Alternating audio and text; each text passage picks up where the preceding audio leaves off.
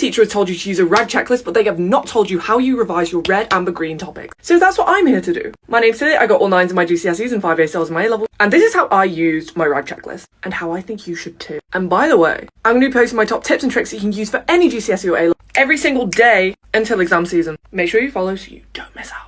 Little reminder, what is a RAG checklist? You get a list of topics that your teacher might have given you, but I recommend you use the specification, which can be found on your exam board's website. You need to know what exam board you're on for each of your GCSEs, because it might actually be different between your GCSEs. Like I did some EdXL, some AQA, some OCR. Go on the website and find your qualification, then get that specification, print it out, put it on your iPad, I don't care. Go through it with red, amber, green. Topics that you really are comfortable with, they go in green. Topics you're like, I'm not too sure, they're going in amber. Red, it's what on earth, I've never seen this before. Or I saw it, I didn't get it, and I didn't do anything about it. And then we start with the red topics. Start with your red topics, you are always told it. How? How do you start with your red topic? So whatever it is, let's say completing the square, GCSE maths. Go on YouTube and watch a video on it. But while the video is happening, keep pausing it and making notes. Writing down key definitions. How do you do the process? Or like, what is the key chain of events if it's something like history? Creating a character mind map if it's English. Start there, it's almost like a lesson. And then what you're going to do, you're going to apply your knowledge in some way that incorporates active recall. I recommend either the Feynman technique, so go and explain this topic to somebody else,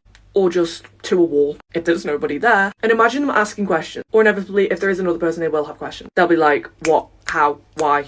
Can you answer those questions? If the answer is no, you need to go back and figure out the answer and write all of these like weaker subtopic areas down. Highlight areas for more revision, or to go and ask a teacher about, or to use a textbook to figure out. The next step for your red topic, go and do some practice paper questions. Just see if you can apply it in an exam setting, and hopefully after revising things once or twice that you're weaker on with your first round of active recall, you will be able to answer the question. And if you still can't, write down those topics you got wrong, or the questions you got wrong, and why.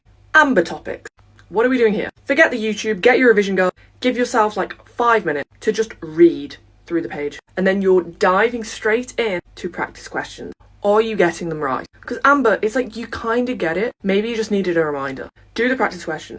Are you getting more right? Or did you miss mark? Did you forget some of the content? If so, write down these topics on another list, and then back to YouTube it is, or back to the textbook it is, to become more comfortable with them. Do this again and again, and you will push all of your topics into the green. And then green. You're kind of comfortable with green, so you're not trying to learn. You're trying to review. Jump straight into a broad blurt. I've got a whole video on broad versus narrow blurting. Essentially the idea that you're putting down all of the information you know about this broad topic. You don't need to go into the details because you understand it. But just making sure that you've remembered everything and the key ideas, definitions, concepts. And if you've still not saved this video, what are you doing? Make sure to follow me for study tips for any exam every single day until exam season. Do not miss out.